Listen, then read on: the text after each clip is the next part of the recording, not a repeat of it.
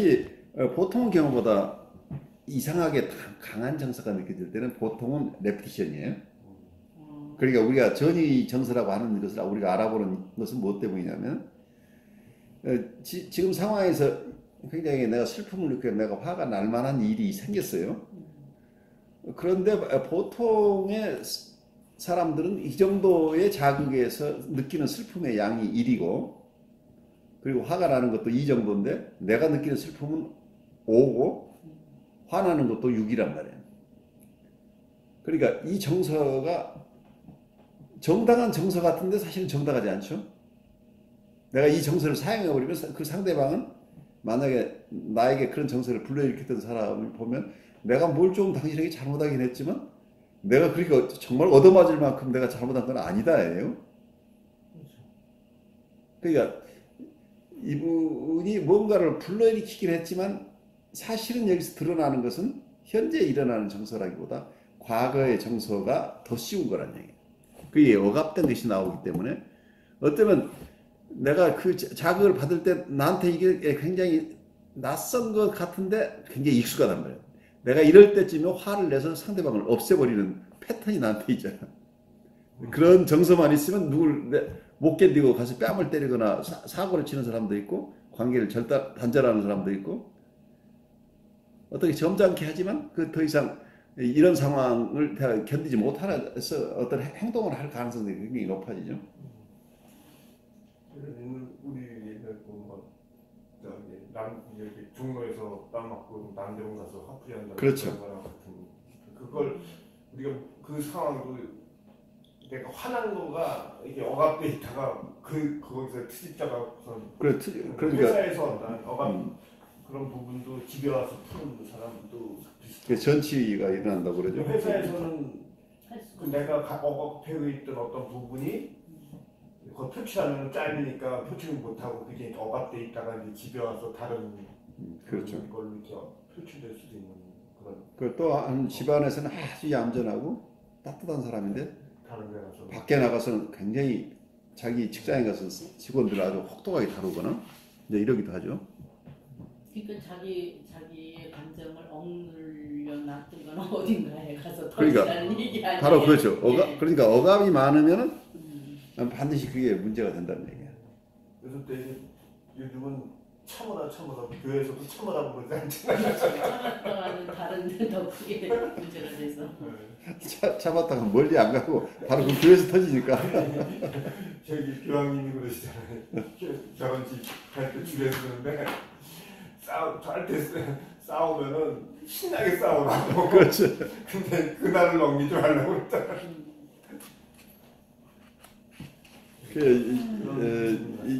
이게 사실은 굉장히 어렵게 써놔서 그렇지 우리의 일상삶 안에서 우리가 경험하는 것들이란 말이에요.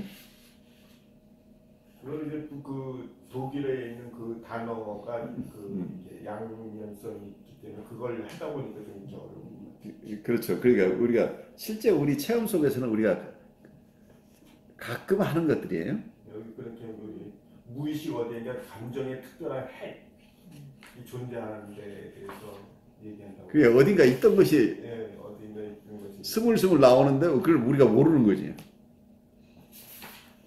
근데 이제 그거를 인지를 하면 이것이 왜 그럴까? 이것이 어디에서 왔을까? 이거를 알면은 그게 변화가 된다. 변화가 돼. 그걸 알게 되면 그게 프로이드 생각이에요. 그러니까 프로이드는 처음에는 우리가 통찰 중심이에요. 인사이트를 가지면은 우리가 지적으로 충분히 알면 사람이 남는다고 봤어요. 근데 프로이드 그것도 초기 생각이에요. 나중에 보니까 뻔히 알아도 안 고쳐진다. 문제는. 그러니까 왜냐면 이게 정서가 얽혀 있기 때문에. 그래서 요즘은 통찰만 가지고 사람이 남느냐 그거보다는 어떤 관계 속에서 실제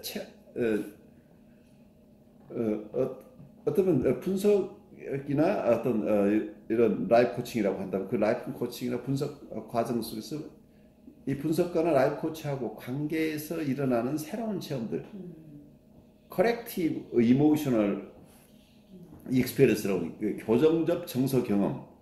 그래서 우리가 새로운 경험을 함으로써 바뀌어 나간다는. 그러니까 전이 속에서는 과거에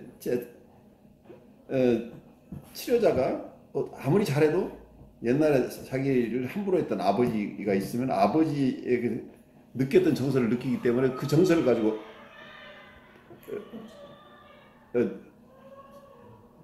그 정서를 가지고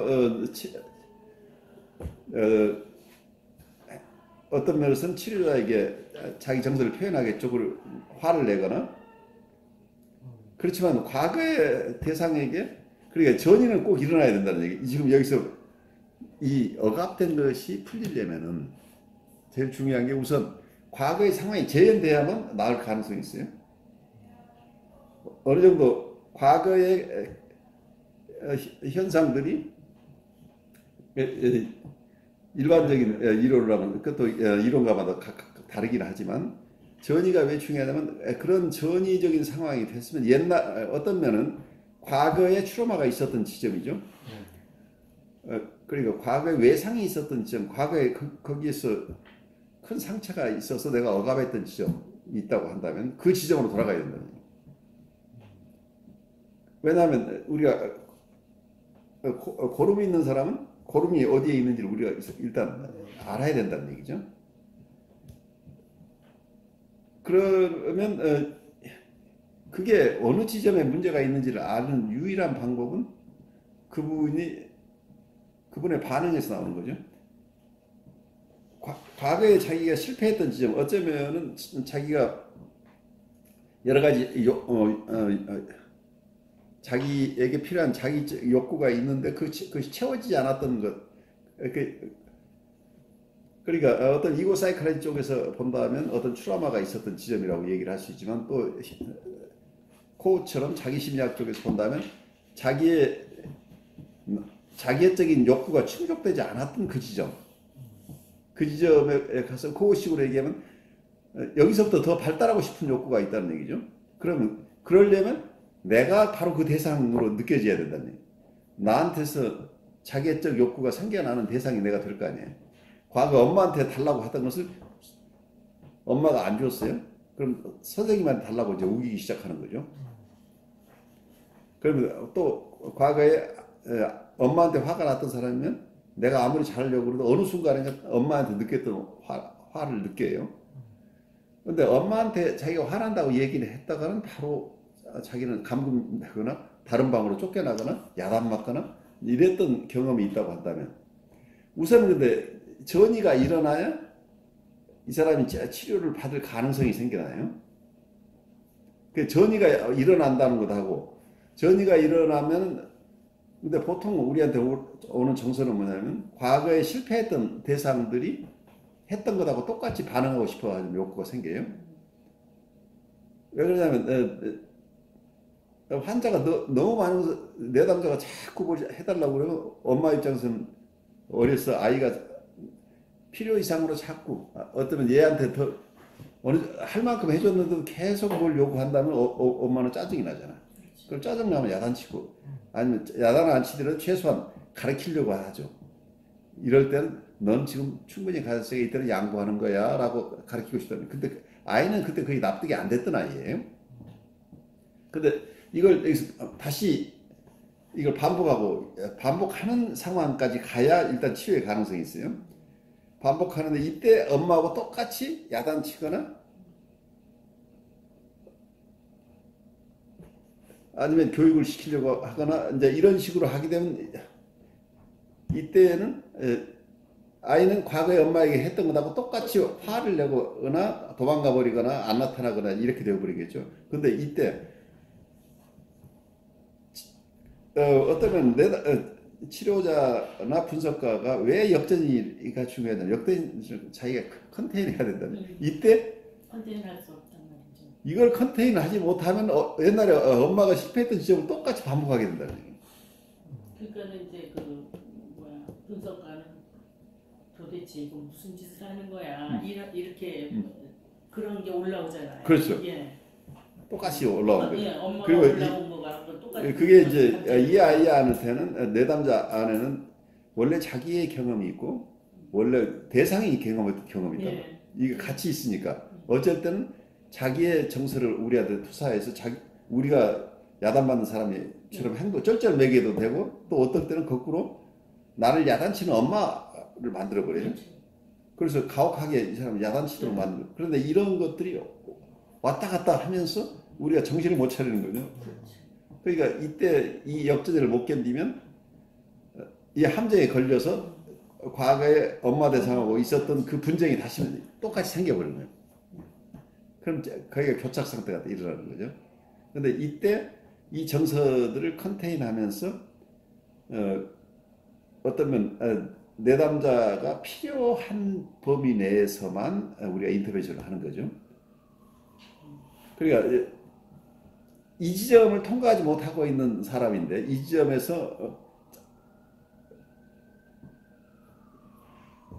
이 저항들이 계속 일어나는데 이 저항에 대한 리스판스하는 방법에서 그래서 현대정신분석이나 정신분석이나 또는 자기 심리학 쪽에서는 굉장히 중요하게 생각하는 게 정서적으로 이 사람들을 공감해 주는 것. 그 얘기를 공감해 주거나 현대정신분석에서는 미러잉 해주거나 조잉 해준다고 하는 것. 정서적인 의사소통을 해줘야 된다는 얘기예요. 정서적으로 안아줘야 된다. 이 정서적인 안아주는 과정 속에서 신뢰가 형성이 되면은 과거의 대상하고 관계가 아닌 새로운 관계가 형성되면서 이분들이 어떤 코식으로 얘기하자면 과거에 약했던 자기 셀프가 강해지기 시작한다는 이고 사이칼리스 속에 있는 이고가 자아가 좀 더 강화된다는 얘기죠. 그럼 과거처럼 행동하지 않아도 될 만큼 스스로가 건강해지기 시작했다는 얘기예요. 그래서 이 사람 안에 있는 어떤 힐링 파워가 움직여서 자기 스스로가 자기를 도울 수 있게 되도록 우리가 도와주는 과정인데 그것을 우리가 직접 도와주려고 하면 실패한다는 얘기입니다. 그래서 이런 과정 속에서 여러 정서들을 우리가 경험하는 거죠. 그런데 이때 환자들, 내담자들이 경험하는 것은 이분들은 끊임없이 어떤 지금 프로이드가 봤던 식으로 얘기하면 반복 충동이라는 이 사람이 억압되어 있는 어떤 공격 본능이나 성적 본능이라고 하는 이 본능 자체가 컴펄션이 있다는 아주 강박적이기 때문에 이것이 계속 되풀이해내려고 하는 속성을 가지고 있다는. 그래서 나중에 어떤 면은 이런 것들을 나중에 프로이드가 데스 인스팅트라는 얘기까지 하는데 반복 강박에 빠지게 되면 그 반복해서 결과가 좋은 게 아니고 반복할 때마다 자기가 불리하게 되잖아요. 항상 상사한테 야단 맞거나 반복할 때마다 직장을 그만두거나 아니면 관계를 끊어버리거나 해서 자기에게 바람직하지 않은 결과가 오는데도 불구하고 그러니까 여기서는 쾌락이 있는 게 아니죠. 불쾌한 거죠. 자기에게 어떤 만족을 주는 것이 아닌 쪽으로 계속 자기가 행동을 하게 된다는 얘기예요. 이 점에서 프로이드가 이 반복되는 이런 상황을 어떻게 이해할 것인가 할 때 이걸 프로이드는 처음에 우리 인간의 동기를 설명을 할 때 플레소 언플레소 프린시플이라고 그래서 쾌락의 원칙에 따라서 우리는 움직인다고 이렇게 설명을 쭉 했죠. 1920년대까지. 그래서 우리는 쾌락을 얻기 위해서 리비도 띠어리라고 하는 게 성적 욕동이라는 게 그 쾌락, 만족을 얻기 위한 것이라는 쪽으로 계속 이론을 전개를 했는데 어쩌면 이 반복되는 상황, 환자들을 계속 보다 보니까 이 사람은 계속해서 아무리 설명을 해줘도 똑같이 자기에게 불리한 행동을 반복한다는 거예요. 아무리 그렇게 하면 자기에게 불리하다는 것을 알면서도 반복하고 있다는 얘기예요. 그래서 이 설명을 하는 과정에서 나온 얘기가 데스 인스팅트라는 거죠. 그러니까 우리한테 파괴 본능이 있다. 데스 인스팅트가 있다. 그래서 쾌락을 쫓는 게 아니고 한 본능은 컨스트럭티브한 본능이고 하나는 파괴적인 본능이다. 이 두 개의 본능이 있다고 보게 된 거예요. 그렇게 해서 설명을 이제 초심리학적으로 하게 된 이유가 우리들이 하는 행동이 꼭 쾌락을 쫓는 것 같지는 않다는 것이 프로이드가 처음에는 그걸 계속해서 리비도 띠어리 하나를 가지고 설명을 해냈어요. 근데 자기 스스로 이 함정에서 못 빠져나온 거죠. 근데 이제 그런 예가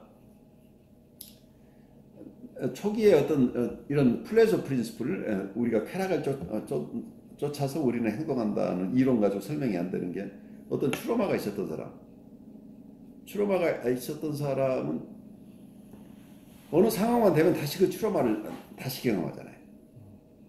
그리고 어떤 플래시백이라는 게 생겨서 과거에 그 시점으로 다시 자꾸 꿈속에서도 계속 그 지점으로 돌아가잖아요. 근데 꿈을 이분이 해석한 위시 풀필먼트라고 옛날에 해석을 했는데 무의식적인 소망 충족이라고 그러는데 실제 일어나는 건 그 트로마틱한 상황의 그 악몽으로 계속 되돌아가는 것이 어떻게 설명할 거냐. 이게 플래소가 아니다는 얘기야.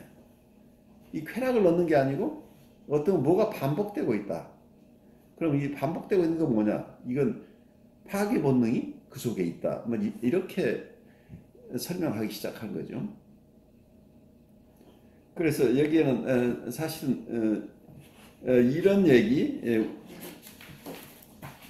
어떤 게 굉장히 익숙하기도 한데 익숙하지 않은 것 같고 어떤 굉장한 어떤 불안하고 관련돼서 우리가 익숙하기도 하고 익숙하지도 않은 이런 얘기들을 하면서 억압이라는 주제하고도 함께 나누지만 결국 반복 강박에 대한 얘기를 나중에 하게 돼요.